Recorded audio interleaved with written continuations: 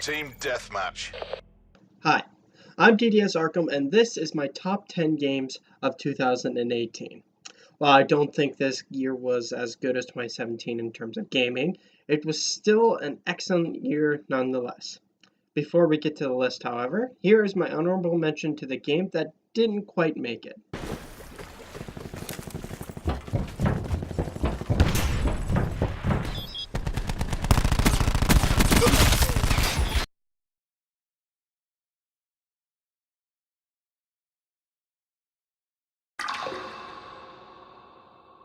Filled with a lot that pleased the Dragon Ball fan and me, Fighters delivered a satisfying fighting game filled with many fan favorite characters while getting the look, sound, and music of the series just right. I'm going to get some payback for last time. Get ready! Let's go! Very rarely do they walk the. Oh, there's the title Always. screen. The title card. Yeah. The tale of two convicts breaking out of prison gave me one of my favorite co-op experiences of the year, while also giving us a great story and two great and entertaining protagonists.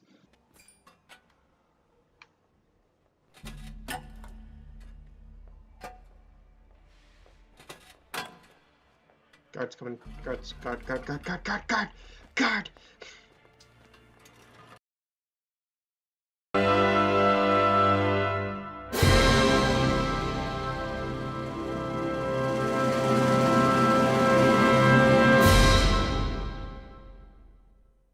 The latest game in one of the oldest game franchises gave me one of the best RPG experiences of the year.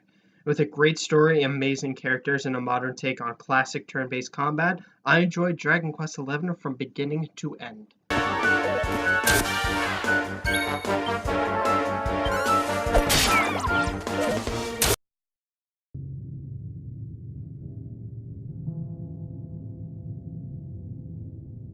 Despite many issues I have with the game's actual gameplay, Red Dead 2 had the year's best visuals and a story worthy of all the praise it's gotten, which is to be expected from a game with a Rockstar logo on it.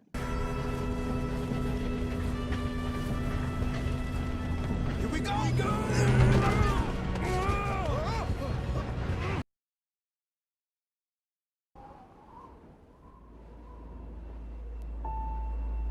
The best indie game of the year boasts some fun, difficult gameplay, outstanding music, and one of the year's best stories. The way it handles its themes is something even AAA titles don't do that well, which is only one of the many praises I can say about this game.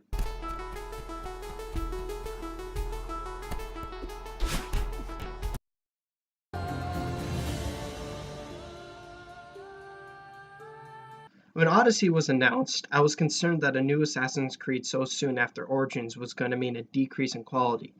I'm so thankful to say I was wrong. Fully embracing the RPG genre gave the game some much needed freshness, along with a fantastic female protagonist and one of the best open worlds in the series. You want it?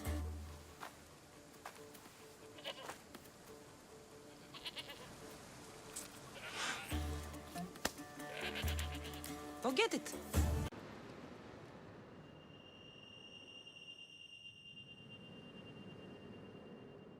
Hunting monsters hasn't been this fun since The Witcher 3 Wild Hunt. Each hunt the game has to offer is long and tedious, but that's the beauty of it. Each monster takes strategy and patience, but finally overcoming that one difficult monster you're having trouble with is one of the best feelings I've had in gaming this year. I didn't even realize I was on fire.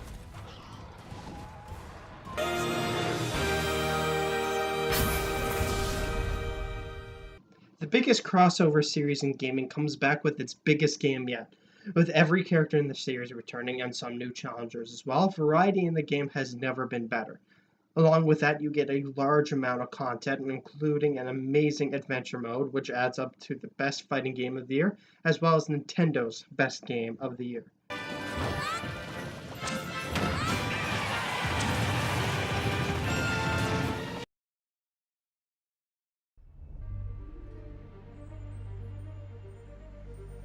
Insomniac not only gave us the best Spider-Man game, they gave us one of the best games of the year. It had an emotional, action-packed story filled with many of fan-favorite Spider characters. Combat is very Arkham-esque, but still manages to be its own, and its web-slinging is pure addicting. It was a game that I enjoyed many playthroughs of and will continue to enjoy in the future. SWAT is 1084 at Fisk Tower. All units stand by. Warrant is en route.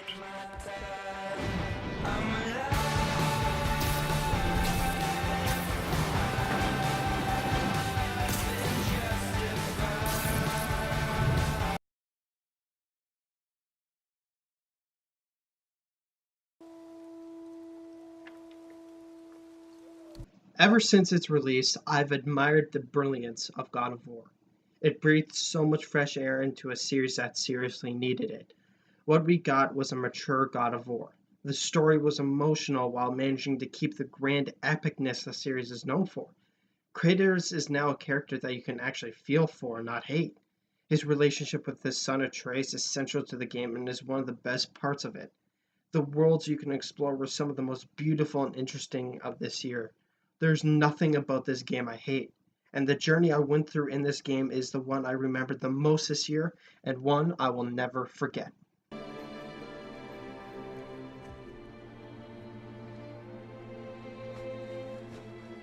Find your way home. You are free.